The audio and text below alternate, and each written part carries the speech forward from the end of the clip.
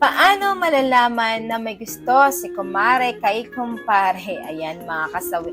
Siyempre malalaman natin ito mga kasawi kapag ang kumare natin ay araw-araw na nagbibisita sa bahay mo.